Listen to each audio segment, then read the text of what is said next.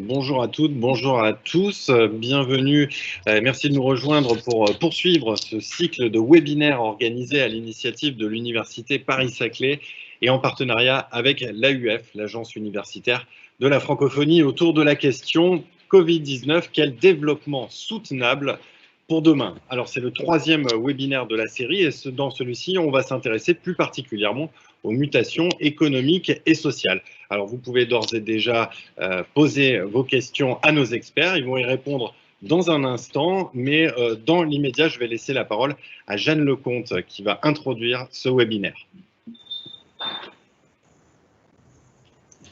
Donc, bonjour à tous, c'est en effet le troisième webinaire de la série Covid-19, quel développement soutenable pour demain que l'Université Paris-Saclay organise en collaboration avec le média en ligne The Conversation et l'Agence universitaire de la francophonie.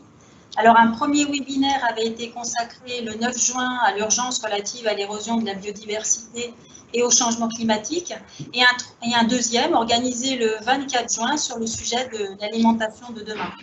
Alors, si vous n'avez pas pu suivre ces webinaires, ou si vous souhaitez les revoir, vous avez accès à leur enregistrement sur votre média social préféré. Alors, 2 autres séminaires seront programmés après les vacances d'été. Alors, quelques mots d'introduction pour redire une nouvelle fois que la pandémie mondiale de la Covid-19, qui est loin de s'achever, compte tenu de ce que l'on sait en ce début du mois de juillet, nous révèle l'extrême vulnérabilité de nos sociétés. Alors, ce coronavirus, qui est en fait une entité minuscule de la biosphère, est, comme tous les virus, lui-même dépendant pour sa propagation des autres êtres vivants, car il utilise leur machinerie cellulaire pour sa reproduction. Et pourtant, force est de constater qu'il a pris au dépourvu nos sociétés et il ébranle les systèmes économiques de plus en plus complexes et interdépendants. Alors, même si cette crise est sans précédent, ce bouleversement lié à ce coronavirus nous renvoie à cette réalité bien connue, qui est que même dans nos pays dits développés, les premiers atteints par ces crises sont les plus démunis. Par ailleurs, cette crise révèle que le système économique et social tel qu'il fonctionne aujourd'hui, notamment à travers son impact sur les écosystèmes, augmente la probabilité de ce type d'événements et leur vitesse de propagation. De plus, on sait que la dégradation des environnements, qui est avancée comme une des causes de cette pandémie, nous réservera d'autres crises. Donc, cette pandémie nous invite donc à une réflexion systémique, ceci afin d'anticiper les prochaines crises, dont certaines sont déjà annoncées, mais surtout les éviter ou à minima les atténuer. Donc, pour répondre à ces défis complexes qui s'annoncent, penser un développement soutenable dans un sens de soutenabilité forte implique donc 2 impératifs conjoints qui sont la préservation de la biosphère sur laquelle nos sociétés s'appuient et ceux de la justice sociale. Quelles mutations économiques et sociales sont nécessaires pour y parvenir, mais aussi quelle transition profonde de notre rapport à notre environnement cela suppose. C'est notamment ce que le webinaire pourra aborder cet après-midi. Donc, avant de laisser la parole de nouveau à Thibault Liorat, chef de rubrique économie à The Conversation, qui va animer le webinaire avec vos questions, j'ai le grand plaisir d'accueillir ces 4 experts de l'Université Paris-Saclay, que sont Jean-Paul Maréchal, enseignant-chercheur à la faculté Droit, Économie, Gestion Jean Monnet, Franck Lecoq et Alexandre Rambaud, enseignant-chercheur à AgroParisTech, et Patrick Chambry, enseignant-chercheur à l'Université Versailles-Saint-Quentin. Et je vous souhaite à tous un très bon webinaire. Bien, merci beaucoup. Donc on va débuter cette réflexion sur cette crise systémique, comme vous l'avez dit en introduction, avec Franck Lecoq, donc enseignant-chercheur à AgroParisTech, professeur à l'école des ponts à l'ENPC. Vous êtes directeur également du CIRED, le Centre international de recherche sur l'environnement et le développement. Et vous êtes l'un des auteurs des rapports d'évaluation du GIEC, dont le 6e est en préparation. Dans celui-là, vous allez réfléchir au chemin de la soutenabilité. Alors, pour commencer, c'est vrai que cette crise a été propice à la réflexion. On a beaucoup parlé de monde d'après. Quoi qu'on puisse mettre derrière ce concept. Alors, justement, selon vous, première question, elle est très ouverte. Qu'est-ce qui change, selon vous, dans ce monde d'après ? Bonjour à toutes et à tous. Merci d'abord pour l'invitation.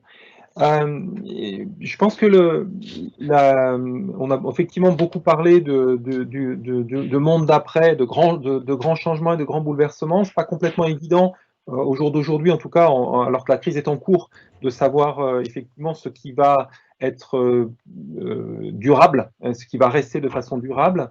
Néanmoins, quelques éléments quand même, en tout cas de prospective, si on peut, sur des éléments qui pourraient effectivement avoir changé dans les comportements, dans les comportements et pourraient avoir des implications sur profondes et durables sur sur la suite. La première, bon, j'enfonce une porte ouverte, mais c'est une porte un peu importante, c'est effectivement les mutations l'expérience finalement qu'on a réalisée de télétravail généralisé. C'est déjà quelque chose qui commençait avant la crise, mais qui s'est par la force des choses a été étendu de façon très importante et qui semble effectivement appelé à durer. Donc ça renvoie quand même au-delà des questions de division du travail que ça emmène, avec les emplois télétravaillables et ceux qui ne le sont pas, qui sont des divisions nouvelles, on va dire. Ça pose des questions ensuite sur la géographie, la localisation des travailleurs et des ménages. Et donc des questions qui sont des questions qui sont derrière aussi avec des implications en termes d'abord environnementale, puisque qui dit télétravail dit éventuellement moins de déplacements potentiellement. Par contre, de plus forte dépendance aussi aux outils informatiques qui existent déjà. Si le prochain virus est un virus informatique, ça peut aussi avoir des conséquences qui là sont encore plus importantes. Deuxième point sur lequel, là encore, de changement sur lequel, en tout cas potentiel après cette crise, c'est aussi ce qu'on peut observer, en tout cas dont on a beaucoup parlé, mais on ne sait pas si ça va être durable, sur les changements de préférence des ménages pour le logement, pour la localisation, avec des logements plus grands, le fait d'avoir un jardin, etc. Est-ce que ça va se traduire dans les faits? Là encore, il est certainement trop tôt pour le dire, mais si ça se traduit dans les faits, ça peut aussi là encore avoir des conséquences importantes pour l'aménagement du territoire, pour l'aménagement des villes et des métropoles, et là encore en termes d'environnement, positif ou négatif, parce que là, plus les gens s'éloignent des villes, plus vous avez aussi une demande en transport qui augmente. Et puis troisième et dernier point, ça a été dit par Jeanne Lecomte en introduction, la question de cette crise a remis en avant évidemment l'importance de la gestion des crises et l'importance de s'y préparer dans le domaine sanitaire, mais peut-être plus largement. Et peut-être un point en particulier que la crise a illustré, c'est les limites d'une tentative de gérer ces crises avec de s'y préparer plutôt en faisant confiance au commerce international, en disant que finalement on n'avait pas forcément besoin d'avoir de stock disponible dès lors qu'on était en capacité d'aller se fournir avec des contrats préférentiels éventuellement chez nos fournisseurs internationaux. Le problème, c'est que dès lors qu'on a un événement qui est un événement systémique sur l'ensemble de la planète et pas localisé, eh ben on a bien vu qu'effectivement ce type de mécanisme ne fonctionnait plus, chacun récupérant ses propres ressources et ne les laissant pas sortir à l'extérieur, ce qui pose donc toute une série de questions sur la relocalisation des actifs stratégiques et aussi sur les coûts qui sont associés. Qui là encore, si ce sont des conséquences durables, si ce n'est pas quelque chose qu'on oublie au bout de quelques années, peuvent avoir des répercussions assez profondes sur la façon dont sur le développement économique et le développement territorial. Voilà pour quelques éléments d'introduction sur ce qui me semble des points importants en tout cas à la suite de cette crise. Voilà, j'invite évidemment nos auditeurs à vous poser plus de questions sur cette introduction dans un second temps. On va y arriver, mais d'abord, on va passer la parole à Patrick Scambry. Vous êtes économiste, professeur à l'Université Versailles, qui est attaché à Paris-Saclay. Vous êtes économiste, je l'ai déjà dit, vos recherches s'intéressent aux liens entre croissance, changement climatique et innovation. Alors justement, on vient de nous poser la question sur le fil. Est-ce que une réduction des émissions de CO2 nécessite nécessairement moins de croissance croissance? Et pour aller plus loin, est-ce qu'on peut envisager un modèle où c'est la croissance et le progrès technologique qui résoudront les problèmes environnementaux? Ou alors est-ce qu'il faut enterrer cette vision?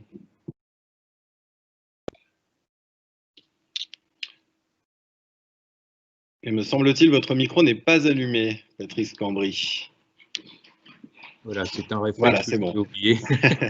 J'avais pensé à l'éteindre, mais je n'avais pas pensé à le rallumer. Donc, merci Thibault pour cette question. Voilà, pour moi, en fait, cette situation inédite que nous vivons aujourd'hui contribue dans une certaine mesure à démystifier quelque part la technologie comme seul vecteur de solution à l'échelle de notre société.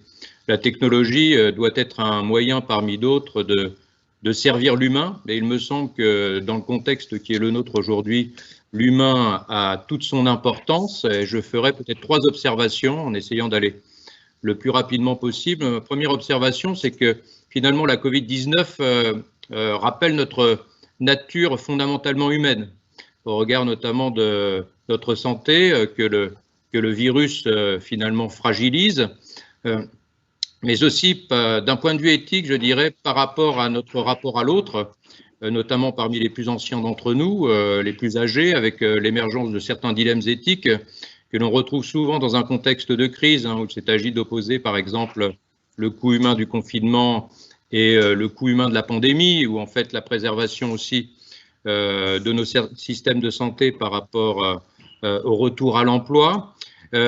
Et puis aussi cette question du rapport au travail, comme cela a été évoqué préalablement. Et enfin, je dirais par rapport à notre lien avec la nature, quant au, on va dire, caractère supposé endogène ou exogène de la pandémie actuelle.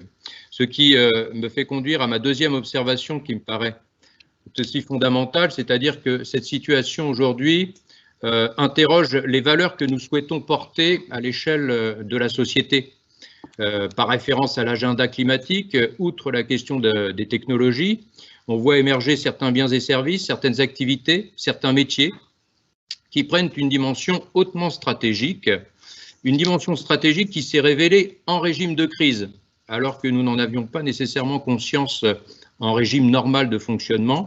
Il s'agit notamment de la santé, il s'agit des denrées alimentaires, cela a été évoqué dans le cadre du webinaire précédent, il s'agit également du numérique, auquel on ajoute les secteurs stratégiques traditionnels que sont l'énergie, bien sûr, et les questions de sécurité extérieure, par référence à la défense nationale. Et cette prise de conscience, elle nous conduit à mettre en cause la mondialisation dans ses formes actuelles, plutôt dominée effectivement par les marchés, l'abolition des frontières économiques, un certain retrait aussi du rôle de l'État dans l'économie, mais surtout finalement une mondialisation qui soumettrait l'humain à une forme de régulation par les flux, et notamment les flux financiers, et par référence en fait à ces chaînes globales d'approvisionnement ou de production de valeurs qui finalement sont hautement interconnectées et qui reposent principalement sur le juste à temps, on va dire, en faisant la chasse notamment à ces stocks qui sont considérés de manière, on va dire, assez négative au titre de l'expression d'une forme de gaspillage ou d'une charge. Et on reviendra en fait sur cette question des stocks qui me paraît tout aussi essentielle. J'en viens donc à ma troisième observation. En fait, cette mise en cause de la mondialisation dans ses contours actuels révèle des enjeux qui me paraissent vraiment importants en matière de sécurité, qui ont contribué notamment à renforcer le rôle des États et du modèle de l'État-nation.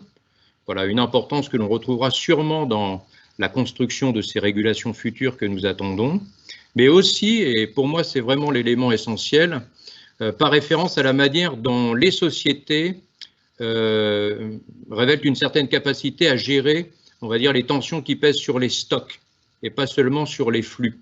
Une régulation donc par les stocks, donc on a beaucoup évoqué, on va dire, c'est les stocks de masques qui manquaient, des stocks de médicaments, les stocks de lits aussi, mais n'oublions pas ces stocks de barils de pétrole d'invendus sur certains marchés américains qui ont vu émerger, et ce de manière inédite dans le monde des énergies carbonées, eh bien des prix négatifs.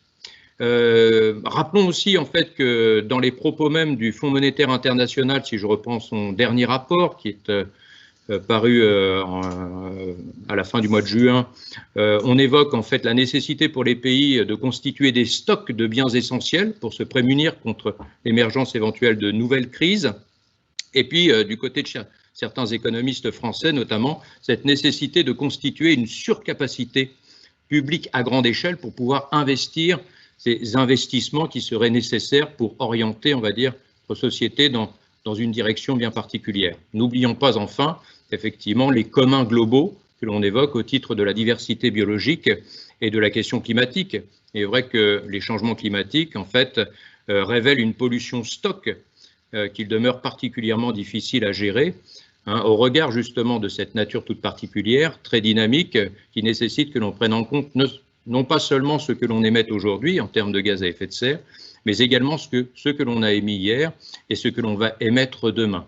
Donc pour moi, clairement, effectivement, ce qui me paraît assez fondamental à prendre en compte au regard de cette question finalement qui met en relation, on va dire, la croissance économique et des enjeux environnementaux, c'est la nécessité d'entrevoir d'autres formes de régulation plutôt centrées sur la notion de stock, qui m'apparaît être l'un des maîtres mots, on va dire, de la situation actuelle, avec un critère de référence que l'on retrouve de manière récurrente, qui n'est autre que le critère de la résilience.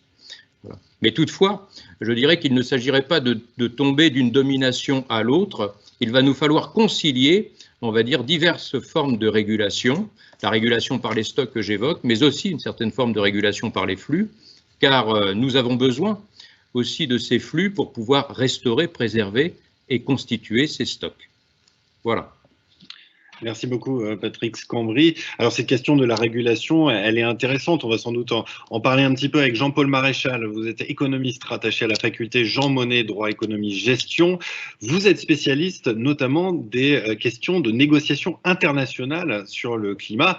Et c'est vrai que si on peut imaginer, on peut rebondir sur ce que disait Patrick Scambry, on pourrait mettre une régulation à l'échelle nationale, mais si on est les seuls à le faire, c'est assez vain. Alors, finalement, comment est-ce qu'on peut peser pour inciter de très grosses économies à s'engager, et en particulier la Chine, et comment est-ce que, plus généralement, on évite les phénomènes de passagers clandestins à l'échelle internationale? Et votre micro est coupé. Là, vous m'entendez? C'est bon. Parfait. Donc, je vous disais bonjour à tous et merci de m'avoir invité à participer à ce séminaire. Bon, j'ai pas vraiment grand-chose à ajouter par rapport à ce que vient de dire Patrick Scambry, où je suis d'accord, je sais pas, 95% ou 98% avec ce qu'il a dit. Je pense qu'effectivement, bon, moi j'aurais tendance à probablement plus à voir cette crise comme une crise santé publique, une crise sanitaire, plutôt qu'une crise liée au changement climatique, dans la mesure où le rapport entre une épidémie et le changement climatique reste encore à démontrer. Hein. Donc, je me méfie, si vous voulez, globalement de tous ces discours de « je vous l'avais bien dit », quoi. Et donc où chacun essaye de raccrocher l'actualité à ses obsessions. Moi, je serais plus prudent que ça, d'autant plus que, si vous voulez, on n'arrête pas de répéter que c'est inédit. Non. Je veux dire, c'est pas inédit.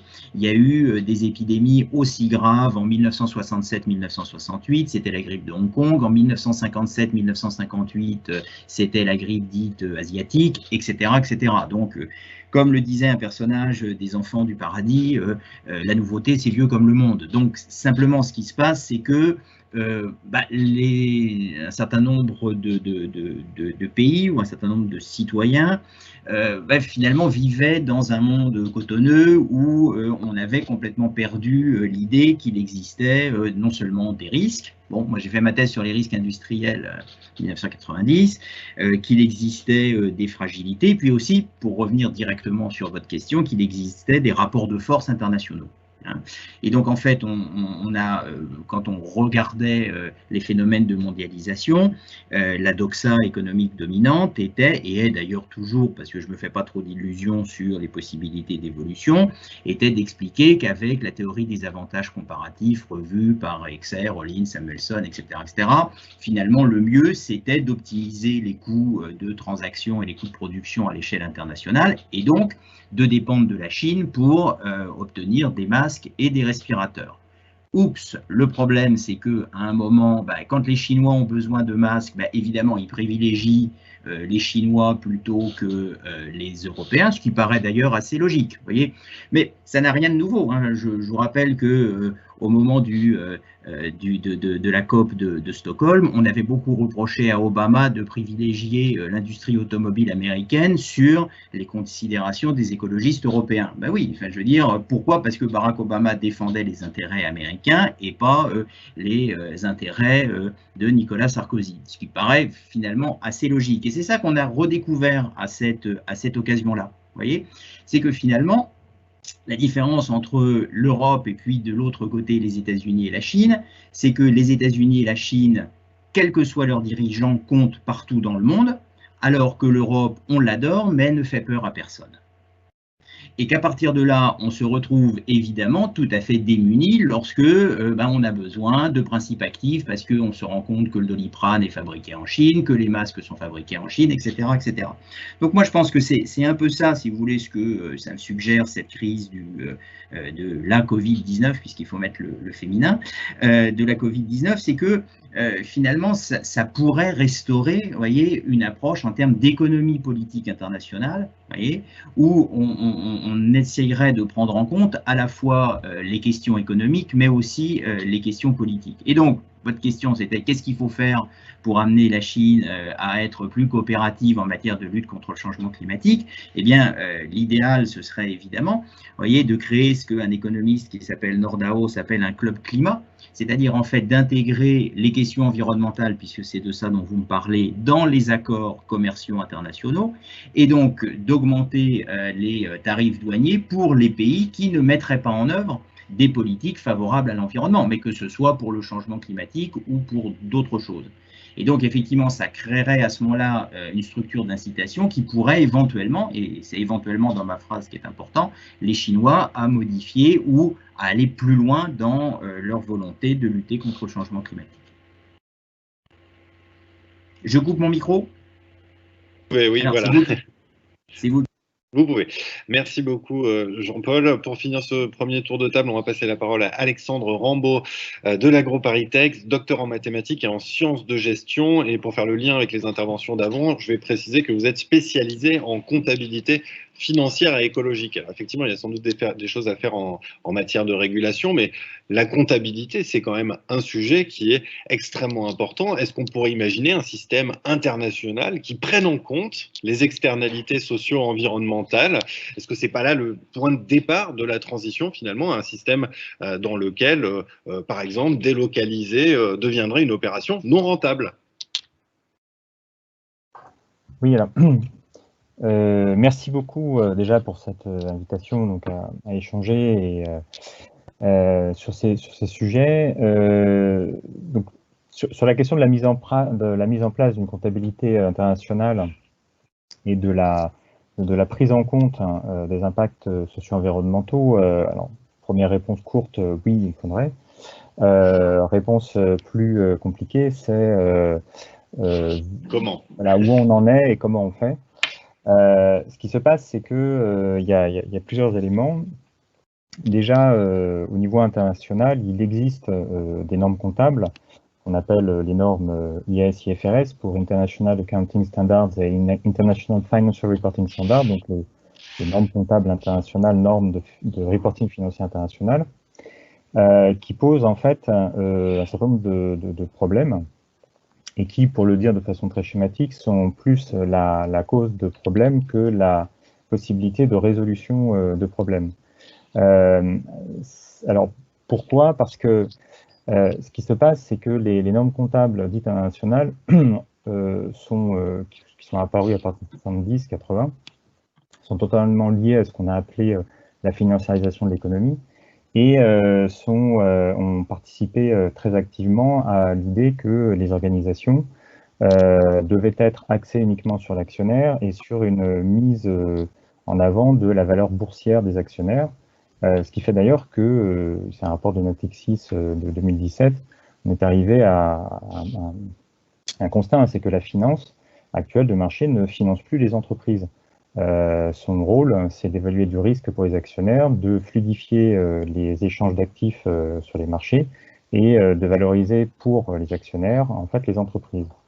Alors, à partir de là, on a donc déjà un premier problème qui est que quand on parle de finance durable, de transition écologique, et ce que montre aussi au niveau, ce que la crise sanitaire montre en termes de réorganisation de la société, on a donc un système financier qui n'est même plus connecté au fait de pouvoir allouer du capital sur des entreprises. C'est plus sa fonction.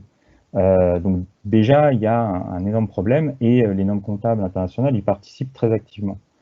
Donc déjà, même avant d'aller dans l'extra-financier, on a un problème déjà, on va dire, de problème de reconnexion de la finance à l'économie réelle, aux entreprises.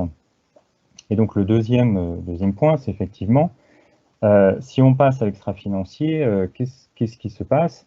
Et là aussi, on a en fait, là aussi de façon très schématique, deux grandes visions des choses. On a une vision qui est alignée justement sur cette appréhension de la finance à l'heure actuelle, qui est alignée sur d'ailleurs un certain nombre de théories économiques, on va dire standards, qui est de dire quand on va intégrer de l'extra-financier, ce sera sous l'angle de leur capacité à générer des bénéfices futurs, en fait, des flux de valeur futurs. Alors au niveau des entreprises, par exemple pour les actionnaires. Donc pour le dire de façon plus directe, hein, c'est on va intégrer la question des écosystèmes, du climat ou la question des êtres humains, du salariat, sous l'angle de qu'est-ce que ça apporte en plus, quelles sont les caractéristiques humaines et naturelles qui participent à la création, à l'amélioration en fait de la création de valeur, sous-entendu actionnariale. C'est comme ça d'ailleurs qu'on définit de façon classique la notion de capital naturel, capital humain. Donc on a une façon d'appréhender les choses, on va dire, sous l'angle de la valeur, cette obsession de la valeur, on va dire. Et puis il y a une autre façon d'aborder les choses qui, elle, est beaucoup moins répandue, qui est de dire, et je rejoins d'ailleurs les analyses qui ont été faites avant, qui est de dire, il y a un moment donné, quand on parle de durabilité, il y a des problèmes de stock, de préservation d'un certain nombre de choses auxquelles on tient, auxquelles il faudrait tenir, et qui sont en train d'être dégradées. Le climat est en train d'être dégradé, ce sont des débats politiques et scientifiques, hein, sur la plateforme du GIEC notamment, qui permettent de dire, voilà, on doit arriver à rester dans une trajectoire de degrés, c'est-à-dire que là, il y a un problème de dégradation de quelque chose, c'est en dehors de valorisation économique. Même chose pour la biodiversité, même chose pour des êtres humains. On a des êtres humains qui, dans des entreprises, et là on l'a vu pendant la crise sanitaire, on se dégrade véritablement. Et donc derrière, ce qu'il est nécessaire de faire, c'est que les systèmes comptables prennent en compte justement cet impact et prennent en compte la possibilité de, entre guillemets, préserver, et dans un sens de dette, c'est-à-dire reconnaître non pas la création de valeur et l'obtention de la valeur, mais le fait qu'il y a des dettes vis-à-vis du climat, vis-à-vis des écosystèmes eux-mêmes en tant qu'entités biophysiques réelles et complexes, vis-à-vis des êtres humains. Et donc, là, on l'a vu dans la crise sanitaire encore une fois, si on avait évalué en fait toute la dette véritable que l'on a envers, d'un côté, la biodiversité et de l'autre côté, les êtres humains qui, tous les jours, sont capables de faire tourner notre économie sans qu'on s'en rende compte, on arrive à des montants qui peuvent être gigantesques, qui sont basés en fait sur les coûts nécessaires pour appréhender justement la préservation de ces entités naturelles, de ces êtres humains, c'est-à-dire l'intégration des coûts. Et donc revenir à l'idée suivante qui est que la comptabilité, si on intègre l'extra-financier, devrait prendre en compte les coûts nécessaires pour préserver toutes ces myriades d'entités, encore une fois naturelles, ces êtres humains, auxquels on devrait tenir, auxquels on devrait reconnaître en fait qu'on doit tenir. Donc, intégrer ces coûts pour permettre ensuite de voir comment, au niveau de la finance, on peut être à même de couvrir ces coûts, c'est-à-dire piloter et organiser ces coûts. Et donc, revenir en fait à ce qu'on appelle classiquement des comptabilités en coûts historiques, mais étendues à des enjeux extra-financiers de structuration de coûts, et revenir donc à une connexion entre finance d'entreprise et finance de marché. Et sur la base, en fait, de la première des performances, qui d'ailleurs, en analyse financière totalement classique, n'est absolument pas la rentabilité, mais la solvabilité. C'est-à-dire une entreprise qui est rentable mais pas solvable, qui ne peut pas couvrir ses dettes, n'est pas du tout une entreprise qui va bien. Et donc cette solvabilité devrait être étendue, en fait, au social et environnemental. Il devrait y avoir une idée de on doit avoir des organisations qui doivent être solvables écologiquement, qui doivent être solvables socialement, avant de rentrer dans une perspective de rentabilité. Il devrait y avoir cette idée que la comptabilité doit faire ressortir. On ne peut pas évaluer la rentabilité sans avoir une solvabilité derrière. Je pense que c'est des éléments que la crise sanitaire a mis aussi un tout petit peu en avant, et cette question de la dette commence aussi un peu à émerger sous cet angle-là. Alors évidemment, merci beaucoup de cette intervention. Donc les questions commencent à arriver sur le fil. Vous l'avez dit il y a un instant, le débat va être politique également, et on en a eu une illustration très concrète qui sans doute illustre la difficulté de mettre en place ces nouveaux modèles économiques et sociaux. Je vous la pose cette question, elle devait venir, hein, si j'ose dire, dans le débat. Elle est évidemment relative aux 110 km/h. Comment est-ce que, peut-être la question est pour Franck Lecoq, comment est-ce que vous interpréter le refus exprimé par les Français de la limitation de vitesse sur autoroute, alors que, effectivement, tout le monde est plus ou moins d'accord pour sauver la planète et réduire les émissions de CO2. Est-ce que, en tant qu'auteur des rapports du GIEC, ça vous décourage un peu ce genre de choses, ou alors est-ce que vous trouvez ça normal?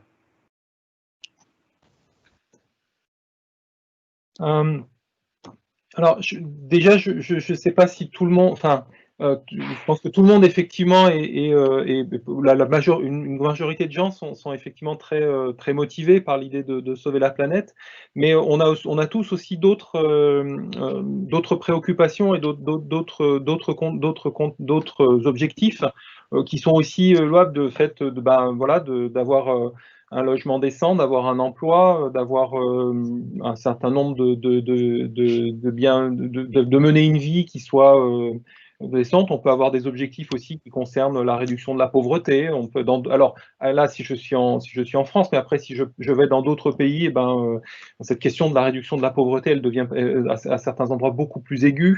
Des questions d'éducation pour ces enfants. Bref, pour dire que les objectifs de développement, enfin les objectifs de développement sont multiples, et que je pense qu'il est effectivement pas, il est important, plus exactement, de trouver des façons d'articuler les objectifs de lutte contre le changement climatique, et plus largement de protection de l'environnement. On parle aussi de transition écologique, de protection de la biodiversité, etc.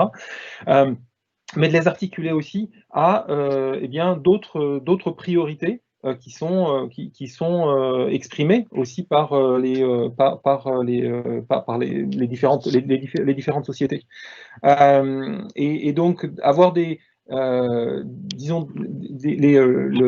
travailler uniquement avec l'objectif environnemental sans du tout regarder ce qui se passe par ailleurs, démontre quand même, on l'a vu avec la crise des Gilets jaunes par exemple, que en France et dans d'autres pays, que ça pose quand même des problèmes sociaux extrêmement sérieux. Et un des enjeux, me semble-t-il, est d'essayer justement d'ouvrir à des paquets des mesures, des politiques et mesures qui permettent à la fois de travailler sur les aspects environnementaux, mais aussi de travailler sur d'autres, de façon démontrable, sur d'autres objectifs de développement. Pour prendre un exemple, vous avez typiquement si on prend les politiques du logement dans l'agglomération parisienne aujourd'hui, on a des coûts du logement qui ont augmenté de façon phénoménale sur les 2 ou 3 décennies, poussant les ménages à de plus en plus loin vers la ville, et augmentant de fait la demande en transport et donc la demande en énergie et en émissions de gaz à effet de serre tant qu'on n'a pas de véhicules électriques. On peut mettre une taxe simplement une taxe sur le carbone pour essayer de rendre le carburant plus cher, mais si les gens de toute façon n'ont pas la possibilité de se rapprocher de leur lieu de travail, on va simplement avoir des coûts qui vont s'empiler sur les gens en périphérie et rien de plus. Si au contraire vous articulez cette taxe, mais avec des politiques sur le logement qui permettent qui essaye en tout cas de favoriser un rapprochement, le fait que les gens se rapprochent un petit peu de leur lieu de travail, à ce moment-là, vous avez à la fois quelque chose qui travaille sur l'environnement, mais aussi en même temps quelque chose qui touche à un autre objectif, qui est celui de se loger de façon décente. Et il me semble que cet enjeu d'articulation entre les deux, elle est vraiment centrale si on veut progresser de façon effective dans la lutte contre le changement climatique et la transition écologique. Merci. Patrice Cambry, peut-être un mot aussi sur ces 110 km/h. Je vous posais la question sur le mythe de la technologie qui pourrait tout résoudre. Est-ce que cette soutenabilité, elle passe nécessairement par un moindre bien-être des individus à un instant T? Est-ce que ça implique nécessairement des sacrifices? Alors la notion de sacrifice est une notion effectivement importante. Alors celle du bien-être l'est tout autant, hein, donc je me garderai bien d'en donner une mesure ou une définition. Il y a nécessairement, on va dire, une dimension d'engagement quand même, il faut l'avoir à l'esprit, d'engagement à l'échelle de la société. Donc l'enjeu, c'est de savoir comment on répartit le coût de cet engagement à l'échelle de la collectivité. Et là, il y a des mesures de compensation à prendre en compte, il y a des inégalités qu'il faut considérer, le problème de pauvreté relative, mais la question de la soutenabilité, justement, c'est une question qui demeure indissociable de celle du coût, même si certaines fois on ne veut pas regarder, on va dire, la soutenabilité dans cette direction-là. Il y a cette dimension de l'engagement. Lorsque l'on parle d'investissement, quand même, la notion d'investissement, on la connaît bien en économie, mais on va dire que tout citoyen a une idée de ce que cela veut dire.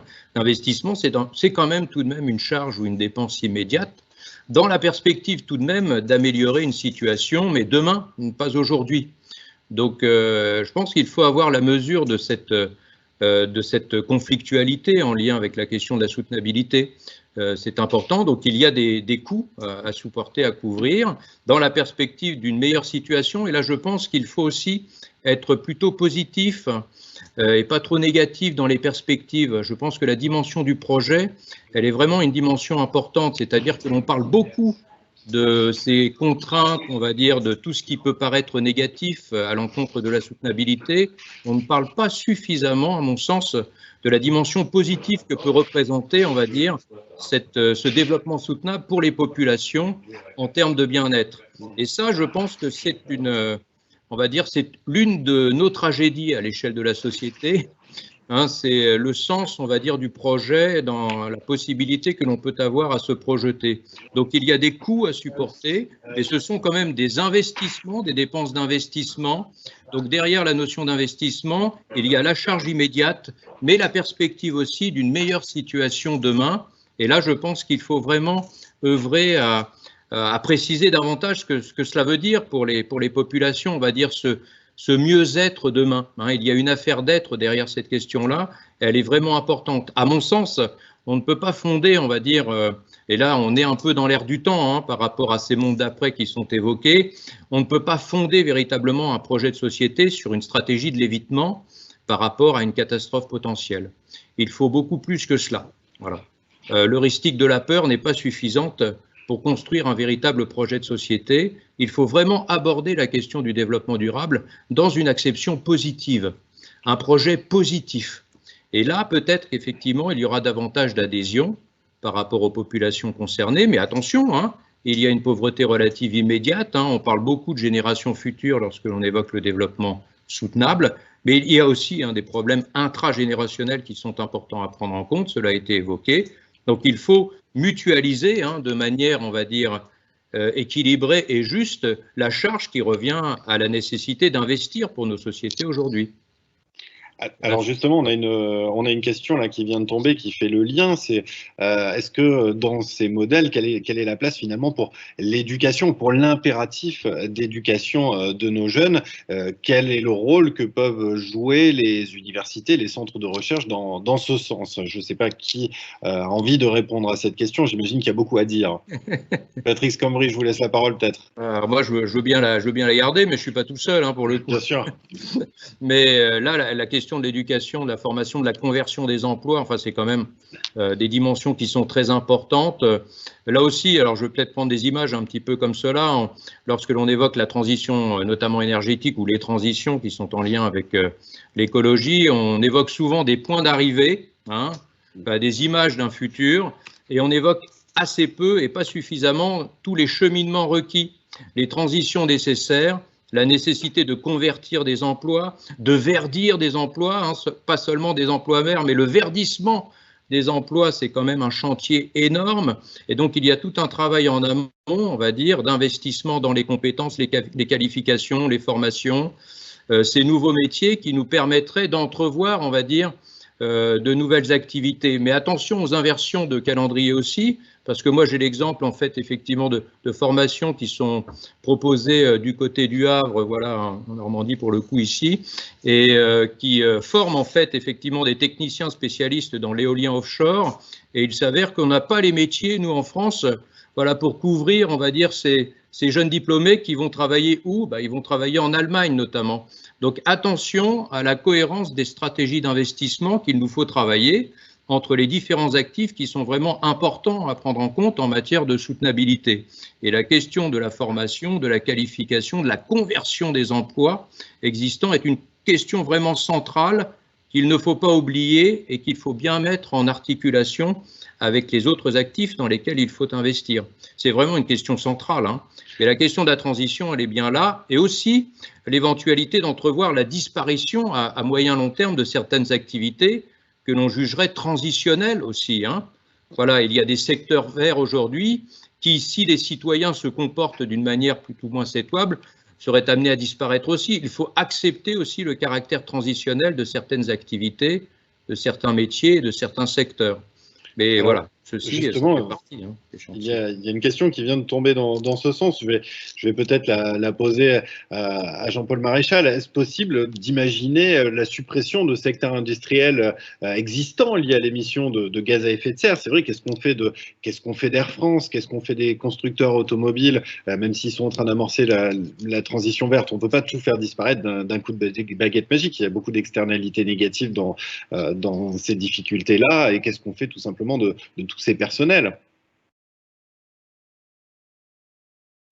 Alors, vous êtes encore... votre micro est coupé. Vous m'entendez là? Oui, bon, très bien. Qu'est-ce qu'on fait d'Air France? On sauve Air France. Évidemment. Enfin, je veux dire, la question ne se pose même pas. Vous voyez? Donc, évidemment, on sauve Air France, sauf si on veut prendre Delta Airlines, si on veut voler sur China Air ou sur l'Aeroflot. Donc, bien évidemment qu'il faut sauver Air France. Ce que je voulais, c'était revenir un peu sur ce qui a été dit, parce que je suis tout à fait d'accord avec ce qu'ont dit Patrick Schembri et Franck Lecoq, et peut-être rajouter quelque chose. C'est que quand on travaille, comme c'est un peu, je pense, notre cas à tous, sur les questions de développement durable depuis 10 ans, 20 ans, 30 ans, moi j'ai soutenu ma thèse sur la gestion des risques industriels en 1990, on est un peu, alors là c'est un témoignage personnel, on est un peu désespéré de voir tout être cristallisé par un débat sur les 110 km/h, voyez, pour sauver la planète. D'abord parce que sauver la planète, c'est une expression sur laquelle il faudrait longuement s'interroger. Et puis surtout parce qu'en réalité, 110 km/h sur l'autoroute, ça ne change rien. Du tout. Donc si l'idée, c'est de sauver la planète en roulant à 110 km/h, ce qui est d'ailleurs le cas quand il y a du trafic sur l'autoroute, hein, ou quand il pleut, donc vous voyez bien que ça n'aura aucun impact. Non, je pense qu'il faut être un peu sérieux, vous voyez, sur ces questions-là. Et par exemple, vous voyez, quand moi j'ai enseigné la fiscalité écologique, ça dépend de l'objectif que vous recherchez. À technologie constante, si vous voulez réduire les émissions de CO2, il faut favoriser le diesel. Parce qu'à 100 km, une voiture consomme moins de carburant diesel que d'essence. Si vous voulez réduire les émissions de CO2, évidemment, il faut favoriser le moteur à essence sur le moteur diesel. Ce que je veux dire par là, en prenant cet exemple-là, c'est qu'on ne peut pas poursuivre tous les objectifs en même temps. Et que, effectivement, c'est moins important de polluer sur une autoroute que de polluer en centre-ville. Pourquoi? Parce que, évidemment, en centre-ville, les gens respirent des microparticules, donc c'est bien pour ça qu'il faut, évidemment, limiter autant que possible le diesel en centre-ville. En même temps, et c'est ce que disait l'un des deux précédents, je ne me rappelle plus lequel de mes deux collègues disait ça, c'est que il faut aussi s'interroger sur pourquoi est-ce que les gens utilisent la voiture. Moi, j'ai été en poste 22 ans à Rennes. J'ai eu la chance d'enseigner dans une université où il y avait beaucoup d'étudiants qui venaient de milieux modestes et dont les parents devaient faire 80 km aller-retour chaque jour avec leur voiture. Donc là, vous voyez, c'est-à-dire que là, cette fois-ci, le prix, donc l'offre et la demande, résulte, en tout cas du côté de la demande de carburant, de l'organisation de la société. C'est-à-dire que les gens qui travaillent à Rennes adoreraient habiter place du Parlement de Bretagne. Malheureusement, ils n'en ont pas forcément les moyens. Et donc, toute la difficulté du développement durable, c'est que finalement, à long terme, ça favorise les personnes les plus défavorisées. Pourquoi? Parce que, contrairement à ce que disent un certain nombre de personnes, les riches ont réglé la question de l'environnement pour eux. Ce n'est pas une question de riches, les riches habitent dans des quartiers sympas. Donc, à long terme, effectivement, le développement durable, une politique de durabilité va favoriser les personnes à revenus modestes, mais le problème, c'est que certaines mesures de court terme peuvent faire peser sur ces personnes un poids qui est absolument exagéré ou disproportionné dans l'ajustement, voyez, à la lutte, par exemple, contre la pollution. Et c'est pour ça qu'il faut faire attention, vous voyez, à des mesures gadgets. C'est-à-dire que là, tout le monde trouve que les 110 km/h, c'est très bien, du moment qu'on ne se l'applique pas à soi-même. Et évidemment, le président de la République n'est pas fou au point d'avoir validé cette mesure, parce qu'on a vu avec les Gilets jaunes que ça peut susciter une opposition extrêmement importante. Et moi, je trouve que le développement durable, c'est un sujet qui est trop important, vous voyez, pour que ça soit systématiquement médiatisé de manière négative. C'est pareil si on prend par exemple l'isolation des bâtiments. Tout le monde est pour l'isolation des bâtiments, d'accord? Quelqu'un qui est propriétaire d'un pavillon en banlieue de Paris, s'il veut faire isoler son pavillon, ça va lui coûter 70 000 €. Qui, aujourd'hui, a les moyens de mettre 70 000 € comme ça, juste pour isoler sa maison. Vous voyez, c'est que si vous ne prenez pas en compte les coûts qui sont liés à ce type de politique, évidemment, vous ne les mettez jamais en œuvre. Pourquoi? Parce que ça suscite une opposition, et puis, évidemment, ça finit par reculer. Quant à la question d'Air France, évidemment qu'il faut sauver Air France. Pourquoi? Parce que toute la politique d'un pays ne peut pas se résumer à la lutte contre les émissions de CO2. Tout comme toute la politique d'un pays ne peut pas se résumer à couvrir le pays d'hôpitaux. Et c'est pour ça que tout à l'heure on parlait de comptabilité, etc. Il faut se méfier des chiffres. Parce que les chiffres, d'un certain point de vue, vous leur faites dire ce que vous voulez. Finalement, on a bloqué l'économie française et on a pris moins 11% de PIB. Pourquoi? Parce qu'en fait, on avait une épidémie qui touchait majoritairement des gens de plus de 80 ans. Donc, si on avait été dans un calcul purement utilitariste, on laissait l'épidémie. Or, on a fait un choix qui est différent et que moi j'approuve, qui consiste à avoir réduit l'activité économique pour, statistiquement, sauver des vies de gens qui étaient en retraite. Mais ça, vous ne pouvez pas le démontrer de manière chiffrée. C'est-à-dire que vous pouvez, avec vos chiffres, justifier une position ou une autre.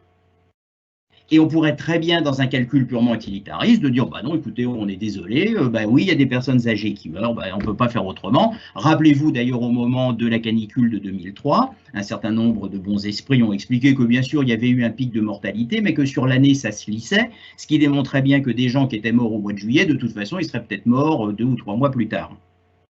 Et ça, c'est un raisonnement qui a été largement tenu. Et encore aujourd'hui, vous avez des articles qui vous disent, oui, ok, en 2003, il a peut-être fait chaud l'été, mais enfin, on n'a pas assisté sur l'année à une surmortalité. C'est-à-dire que la grosse difficulté dans la politique, c'est de comparer des choses qui sont incommensurables. Et donc, effectivement, à un moment, vous allez prendre une décision. Et il faut bien comprendre aussi, je vais arrêter là pour ne pas monopoliser la parole, c'est que le calcul économique, il est essentiellement fait pour des changements marginaux. C'est ce que montre très bien Stern dans son rapport. C'est-à-dire que vous ne pouvez pas comparer deux situations qui sont radicalement différentes l'une de l'autre. Et donc, voilà, il faut se méfier, vous voyez, et pas être dans l'illusion qu'un chiffrage va nous donner la réponse et va décider à notre place. Alors, ces questions de chiffrage et de comptabilité, elles sont néanmoins très importantes, elles interpellent. Et on a une question qui rebondit sur la petite intervention d'Alexandre Rambaud faite en introduction. Alors, je vous la pose, vous allez répondre donc à cette auditrice qui s'appelle Marguerite, sur la comptabilité. En quoi la définition habituelle de capital naturel que vous rappelez empêche de penser la dette envers les écosystèmes. Et elle précise, selon la méthode de définition de la valeur, alors moi je ne suis pas assez technicien pour voir, mais cette méthode coût de remplacement sur coût de restauration, il me semble que cette dernière est de nature à pouvoir tout de même transformer le rapport économique en faveur des écosystèmes naturels. Qu'est-ce que vous en pensez de cette question? Qu'est-ce que vous répondriez? Il y a un vrai problème? Alors, vous avez le micro coupé encore. Oui, qui est un vrai problème, oui. Deux types de réponses, une réponse plus conceptuelle, une réponse plus technique. Une réponse conceptuelle, c'est en comptabilité, c'est la différence entre ce qu'on appelle un actif et un passif. C'est-à-dire que la notion de capital en comptabilité, historiquement, c'est du passif, c'est des dettes. Et ce qui n'est pas le cas, par exemple, en économie, où on va dire le capital est un ensemble d'actifs. Là, sans rentrer dans l'extra financier, par exemple, dire une machine est du capital en comptabilité n'a pas de sens. Une machine n'est pas du capital. Le capital, c'est les dettes que l'entreprise a, et la machine est un actif parce qu'on emploie le capital pour acheter une machine. Alors tout ça pour dire que cette différenciation, en fait, ce passage du capital comme dette, qui renvoie à l'étymologie du mot capital, à la base, durant l'Antiquité, le capital, c'est la part capitale d'une dette monétaire, c'est là d'où vient le mot. Et l'évolution en fait, du mot capital est arrivée à la fin du Moyen-Âge, début de la Renaissance, où on a commencé en fait à concevoir le capital comme étant toute chose productive. Et donc d'associer le capital à la productivité, ce qui n'était pas le cas avant. Et c'est intéressant parce qu'au début de la Renaissance, quand on arrive justement sur ce passage-là, les actifs, par les premiers auteurs, notamment comptables, vont être qualifiés de choses mortes, de cause morte en italien, de choses mortes. Et les créanciers, eux, sont appelés les choses vivantes. Et donc, on va couper le monde entre les choses vivantes et les choses mortes. Les choses mortes, c'est les actifs, donc les choses sur lesquelles on peut faire ce qu'on veut et avoir en fait un flux de valeur et de rentabilité. Et les choses vivantes, ce sont les créanciers qui sont source d'une éthique. Au passage, il se trouve que ce n'est pas du tout un hasard que ça arrive à la Renaissance, puisque ça renvoie en fait à la rupture moderne sur ce qu'on appelle la dichotomie entre objet et sujet, entre nature et culture. C'est-à-dire que les actifs sont renvoyés du côté des objets, donc de ces choses et des moyens sur lesquels, de l'autre côté, les sujets qui vont donner lieu au passif ont la possibilité donc de créer de la valeur. Donc déjà, il y a un problème conceptuel, c'est de considérer que l'environnement, c'est uniquement des actifs, donc des moyens qui sont capables de fournir de la valeur et qui n'ont pas en fait de valeur intrinsèque, qu'il n'y a pas de source d'éthique vis-à-vis d'eux en l'état. Alors d'un point de vue plus technique, en fait, cette vision qui est rappelée du coût de remplacement sur coût de préservation, qui renvoie à des problématiques d'analyse coût-bénéfice qui sont totalement standards effectivement quand on raisonne sur le capital naturel de façon classique. Énormément de résultats et de modèles qui datent pour certains des années 70. On a par exemple des modèles sur les pêcheries avec le modèle de Clark, enfin les travaux de Clark, qui étaient parus dans Science à l'époque. On a aussi la même chose en économie avec le modèle de Peirce en 76 sur cette idée-là, même avec l'internalisation des externalités, enfin sans entrer dans les détails. En fait, on montre que les limites de trajectoire de durabilité qui sont basées sur les analyses coût-bénéfice à partir de cette vision-là, donc en valeur, conduisent à des choses qui ne sont pas raccords, qui ne sont pas compatibles avec des gestions écologiques sur base biophysique. Pour donner un exemple très simple, c'était ce que Clark démontrait en 1973, c'est que si un stock de poissons a un taux de croissance intrinsèque qui est inférieur au taux d'actualisation, il est optimal, à partir d'une analyse coût-bénéfice, d'arriver à exterminer les poissons. Peirce, en 1976, démontre de la même chose qu'il est toujours optimal, même en internalisant les externalités, d'aller au-delà de la capacité de résilience des écosystèmes. Donc, ce que je veux dire, c'est que cette vision-là, en fait, on a l'impression que quand on gère les services, quand on gère la productivité, quand on gère, en fait, non pas en fait, une valeur intrinsèque, entre guillemets, sans rentrer dans les débats sur la valeur intrinsèque, mais quand on gère donc quelque chose qui est purement d'un point de vue utilitariste et humain, on peut arriver à gérer de façon durable. En fait, non, c'est faux. Et il y a un moment donné, l'idée, dans ce que je défends avec un certain nombre de collègues, c'est de revenir à cette idée que le capital, ce sont des choses capitales à préserver, donc revenir à l'idée historique, étymologique et anthropologique de ce qu'est le capital. Et donc de dire, quand on parle de capital naturel, en fait, on doit parler d'une entité capitale à préserver. Même chose que pour le capital humain, ça doit être une entité capitale à préserver, non pas des actifs. Et pour terminer, du coup, les actifs qui seraient en parallèle, ce seraient en fait les emplois que l'on fait du capital. Pour donner un exemple, on fait beaucoup d'expérimentations autour de ça, ça renvoie notamment à un modèle qui existe, qui s'appelle le modèle CARE, pour Comprehensive Accounting in Respect of Ecology. Par exemple, dans l'agriculture, le sol en tant que tel donc, est un capital, c'est-à-dire c'est un bien commun, c'est quelque chose qui doit être préservé, c'est une entité capitale à préserver, tandis que les actifs, ce sont les emplois que l'on fait du sol, c'est-à-dire c'est par exemple la culture de blé, la culture arboricole, qui deviennent du coup les actifs de l'agriculteur et non pas le sol. Voilà. Décidément. Merci beaucoup pour ces précisions. On a d'autres questions qui viennent, là, qui tombent sur le fil. Il y a des interrogations notamment sur tous les plans de relance qui ont été mis en place ces dernières semaines par les différents gouvernements face à la crise.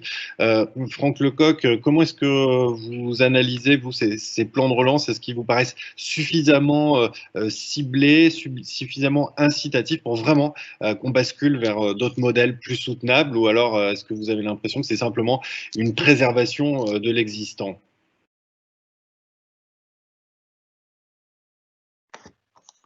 Alors, difficile à. Je ne suis pas un spécialiste des plans de relance qui ont été mis en place. C'est certainement pas. D'ailleurs, ce qu'on a vu jusqu'à présent ne sont certainement pas les derniers. Si on prend l'histoire des crises précédentes, on a en fait une succession de plans qui sont pris d'abord en très grande urgence, là, ce qu'on a connu ces derniers mois, et puis ensuite progressivement de plans qui vont se remettre en place. Donc il y a encore des choses qui vont être annoncées à l'échelle nationale, européenne ou dans les grands pays. Les quelques éléments, aujourd'hui, c'est qu'on a l'impression que, effectivement, en tout cas, un certain nombre de leçons ont quand même été tirées de la crise, notamment de 2008-2009, en termes d'engagement, du montant d'engagement et de la force et de la rapidité de la réaction des États, en tout cas à la crise immédiate, enfin, qu'on est quand même fermé les économies de facto à un moment de facto pendant 2 à 3 mois. Pardon. Donc, en réduisant, enfin en tout cas par là même le choc, le choc immédiat, mettant un peu finalement l'ensemble de l'économie sous cloche avec des coûts potentiellement significatifs pour la suite. Se faisant aussi d'ailleurs en mettant de côté assez facilement un certain nombre de barrières qui avaient été qui existaient réglementaires, qui existaient précédemment, ou principes précédemment. Voilà, donc là on était pareil au plus pressé, on n'était pas vraiment dans une orientation vers quelque chose, vers un modèle différent. On entend maintenant et on voit maintenant un certain nombre de choses monter autour justement de plans d'investissement cette fois-ci qui seraient plus ciblés vers des secteurs, les secteurs propres à la transition, propre à la transition. La façon dont ça va se mettre en œuvre et se traduire, c'est là où on va. Il y a certainement des choses qui sont des domaines dans lesquels je pense à la rénovation du bâtiment par exemple, qui sont des domaines assez naturels, on va dire, pour à la fois de la relance de la relance économique et en essayant justement d'aider à la transition en surmontant les problèmes de coûts qui étaient mentionnés par M. Maréchal précédemment. Des enjeux, en revanche, des domaines beaucoup plus compliqués, puisque dans des secteurs qui sont les secteurs sinistrés en France, ben on va voir typiquement l'automobile, on va voir l'industrie aéronautique, des secteurs extrêmement importants pour l'économie nationale, beaucoup d'emplois qui sont derrière directement vers les sous-traitants, et sur lesquels il n'est pas forcément évident d'aller, et qui sont en même temps des secteurs dans lesquels qui sont aussi derrière les transports, qui ont une importance dans les émissions de gaz à effet de serre. Là, il semble qu'il faut, c'est certainement pas sur le court terme en tout cas qu'on pourra imposer des choses très fortes à ces secteurs déjà très fragilisés. C'est plus peut-être sur le moyen et le long terme que ces plans pourraient orienter peut-être encore plus, par exemple, vers le véhicule électrique qu'on le fait aujourd'hui. Mais là, il y a effectivement, en tout cas, des enjeux assez forts parce qu'on a des secteurs extrêmement fragilisés sur lesquels on ne peut pas faire peser tout d'un coup des contraintes encore plus importantes au nom de la transition écologique, alors qu'ils sont déjà dans des situations extrêmement difficiles. Merci beaucoup. Patrice Cambry, une question vient d'être posée sur l'économie sociale et solidaire. Son rôle, alors c'est vrai que pour le moment c'est une part relativement limitée de l'économie. Est-ce que le rôle n'est pas appelé à se développer justement dans ces nouvelles mutations économiques et sociales plus soutenables ? Oui, bon, c'est vrai que de toute façon, c'est une dynamique qui demeure en cours, voilà, qui ne date pas du contexte actuel et de la pandémie. Certains souhaiteraient, donc là, c'est la dimension, on va dire, un peu des mondes d'après, entre la lecture un petit peu positive qui consiste à analyser les dynamiques en cours, à essayer de voir s'il y a de la continuité et de la rupture, et puis l'autre versant qui relève plutôt de l'injonction, où on souhaiterait voir l'opportunité pour changer les choses. Donc voilà, ces économies, alors donc sociales et solidaires, l'économie circulaire, donc des modes de régulation de nos activités économiques qui rendraient davantage compte, on va dire, de notre préoccupation à l'environnement. Ce sont des dynamiques qui sont à l'œuvre, qui sont antérieures à ces dimensions de la pandémie. Mais en fait, dans une certaine mesure, ce sont des modes de régulation qui reposent en fait sur des changements quand même somme toute importants quant à la manière dont nos systèmes économiques fonctionnent, quant à la manière dont on peut considérer le statut du marché par rapport à d'autres formes de régulation non marchandes. Donc il y a la lecture, on va dire, dans le contexte en fait de ces économies de marché, et puis une lecture qui viserait finalement des modes d'organisation, des systèmes qui s'écarteraient, on va dire quelque part effectivement de ces logiques marchandes. Donc ça, c'est la question un petit peu de savoir dans quelle mesure nous souhaiterions, on va dire, changer de modèle de société et de système économique, et quelle devrait être la part du marché par rapport à d'autres formes de régulation qui seraient non marchandes, celles-ci, qui renverraient peut-être davantage effectivement à d'autres formes de rapport, on va dire, aux activités économiques, aux choses produites, au statut de la propriété, à la question des usages. Donc il y a les dynamiques en cours, et puis cette volonté de profiter peut-être d'un point de bifurcation pour bien apporter encore davantage, on va dire, l'opportunité d'un changement. Là, c'est pas nécessairement évident dans le prolongement de ce qui a été dit précédemment. C'est vrai qu'il s'agit d'une crise en fait qui s'annonce pour le coup, pour ce qui concerne la crise économique et sociale. Nous n'en sommes qu'au début dans une certaine mesure. Donc ça va peut-être être assez difficile de maintenir un certain agenda de ces transitions qui souhaiteraient finalement modifier de manière assez notable notre rapport, on va dire, à l'économie de manière générale. Mais bon, c'est peut-être aussi l'éventualité. On a des réflexions, somme toute, assez intéressantes, puisqu'elles s'inscrivent aussi dans le prolongement des mouvements sociaux que l'on a observés l'année dernière, de modifier le contrat social, c'est-à-dire le rapport entre le monde de l'entreprise, celui du travail et celui de l'État, en cherchant finalement des démarches nettement plus inclusives dans ce que pourraient être les contours d'un nouveau contrat social, par référence peut-être alors à un autre régime de croissance, voire même peut-être aussi d'autres régimes qui s'orienteraient vers plutôt une certaine forme de décroissance. Là, rien n'est moins sûr, mais on a des mouvances assez intéressantes qui se déclinent aujourd'hui par rapport à cette nécessité. Moi, je l'ai retrouvé assez globalement partagé par un bon nombre d'économistes, de cette nécessité finalement d'introduire une réflexion approfondie autour de ce que pourrait être un nouveau contrat social entre les principales parties prenantes de notre société, autour de ce que pourrait être un autre modèle capitaliste, sans aller peut-être effectivement vers autre chose.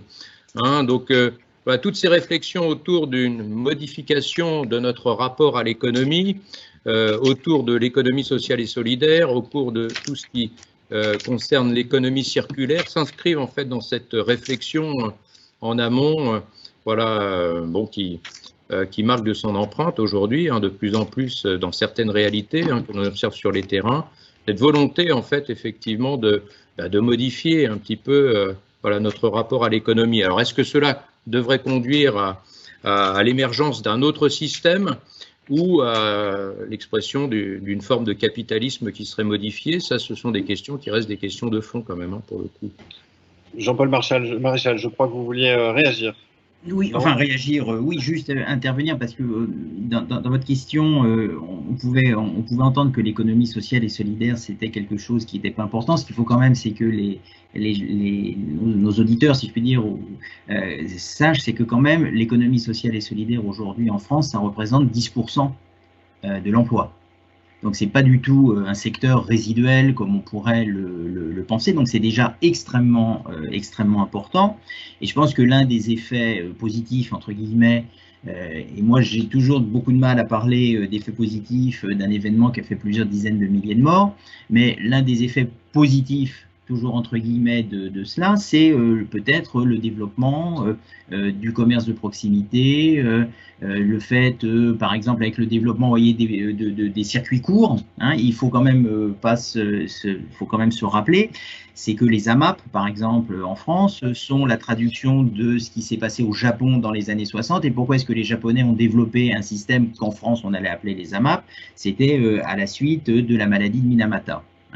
Donc là, je pense que, vous voyez, typiquement, on a là, vous voyez, la possibilité d'ouvrir des perspectives positives dans des stratégies de développement durable, à rebours simplement, vous voyez, d'une espèce d'écologie, d'une écologie punitive.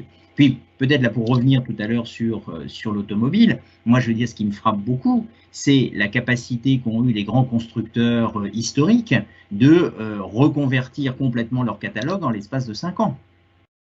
Il y a 5 ou 6 ans, la doxa dominante, c'était d'expliquer que les Chinois étaient les champions du monde de la voiture électrique, etc., etc. Bon, je veux dire, le jour où vous verrez une voiture électrique chinoise dans une rue à Paris, surtout téléphonez-moi. Bon, lorsque moi je suis dans des villes chinoises, ce que je m'aperçois, c'est qu'on s'amusait avec un collègue à compter les voitures. Alors je veux bien que les Chinois construisent plusieurs dizaines de millions de voitures par an, mais alors ils doivent surtout les vendre à la campagne parce que dans les villes, c'est surtout des modèles fabriqués aux États-Unis ou en Europe qu'on voit circuler. Donc je crois que, vous voyez, il ne faut pas négliger cette capacité, vous voyez, du moment qu'on a les bonnes incitations à ce que des secteurs industriels aillent dans un sens plutôt que dans un autre. Je veux dire, et ça c'est vraiment un point sur lequel moi je tiens beaucoup, c'est l'idée d'une planification incitative. Je veux dire, et quand on parle des constructeurs aéronautiques, je travaille justement sur ce domaine-là, c'est que depuis 10 ans, il y a un organisme qui s'appelle le CORAC qui travaille et qui investit pour faire des moteurs qui consomment de moins en moins. Donc je pense que, vous voyez, il faut vraiment éviter les simplifications si on veut avoir des programmes de développement durable qui soient crédibles. Vous voyez, c'est simplement ça que je voulais dire. Dernière question avant de conclure pour Alexandre Rambaud. Une question, alors on n'est plus du tout dans l'ESS, mais quel rôle vont jouer les investisseurs des sociétés comme BlackRock, sont mentionnés? Comment est-ce qu'ils peuvent soutenir ces changements et soutenir la mise en place de ces modèles plus soutenables? Alors, il y a une différence entre les investisseurs et BlackRock, parce que les investisseurs puissent soutenir, oui, BlackRock, il y a un certain nombre de questions qui se posent. Il ne s'agit pas de procès, loin de là, d'intention à BlackRock, mais par exemple, ce qui se passe au niveau de l'Union européenne sur l'emprise que l'Union européenne a accordée à BlackRock a fait beaucoup réagir, y compris dans des milieux assez qu'on ne peut pas soupçonner d'environnementalisme, notamment à l'autorité des normes comptables. Je fais partie de leur commission finances durables et il y a eu un mouvement, ça donnait lieu à pas mal d'échanges et même un propos du président de la commission sur le fait que c'était très limite, que l'Union européenne en fait demande à BlackRock de s'immiscer autant, enfin on dit autant, c'est même pire que ça, dans la finance durable au niveau européen.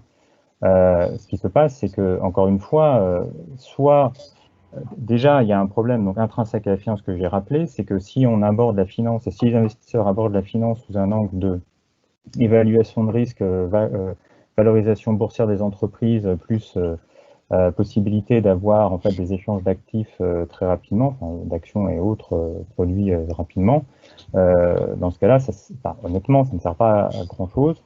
En fait, ça doit être secondaire. Si maintenant on va sur des investisseurs qui sont prêts à revenir et des fonds d'investissement qui sont prêts à revenir sur cette idée que on doit investir dans l'économie réelle, dans les entreprises, reconnecter avec la finance d'entreprise, que derrière les investissements, il y a des réalités, il y a des coûts qui doivent être couverts et qu'il y a des accompagnements aussi, c'est-à-dire qu'à l'heure actuelle, la plupart des investisseurs ne savent même pas où est l'argent. Ils investissent, on a eu beaucoup d'études là-dessus où personne ne sait où est l'argent exactement. Donc voilà, c'est-à-dire revenir à cette logique-là. Là, il y aura des possibilités, des leviers très très forts d'action et d'orientation. Mais ça veut dire aussi avoir un certain changement par rapport à ça. Et le dernier point, c'est que tout l'univers économique qui régit la comptabilité, la finance et tout ce qui est autour repose en fait sur la comptabilité.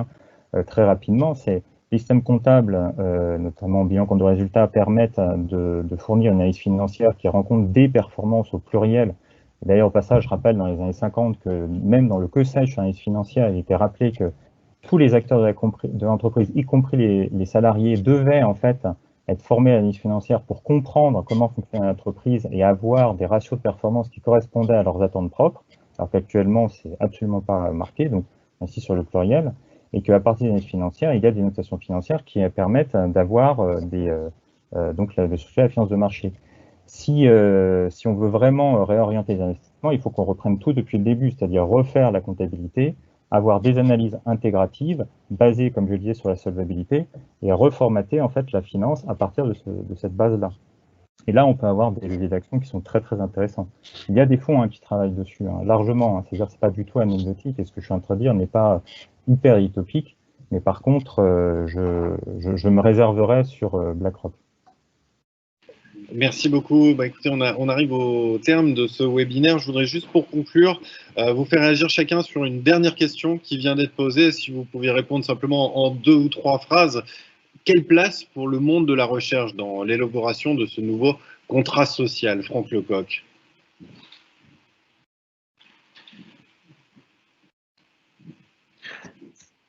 Alors, d'abord, je souscris tout à fait à l'idée de effectivement qu'une bonne partie que si effectivement on veut avancer correctement dans le domaine de la soutenabilité, en particulier avec des efforts importants, pas des choses à la marge, mais effectivement des transformations majeures de nos sociétés, des transitions majeures en tout cas dans nos sociétés, ça nécessite de fait quelque chose qui ressemble à une renégociation, une redéfinition du contrat social, dans lequel on met autour de la table les entreprises, le patronat, les syndicats, et dans lesquels on discute finalement des équilibres entre du chemin de transition.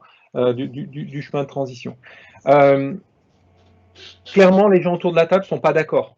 Ils arrivent ils sont pas d'accord sur ce qu'il faut faire, mais ils sont pas d'accord aussi même sur la façon dont le monde fonctionne lui-même. Et donc, un des rôles, me semble-t-il, et c'est compliqué, parce qu'il y a des effets, là je parle en économiste, rien que le système économique et son fonctionnement, c'est quelque chose de pas simple. Il y a des effets en direct ou des effets dominos qui sont pas faciles à mettre en... Les interdépendances.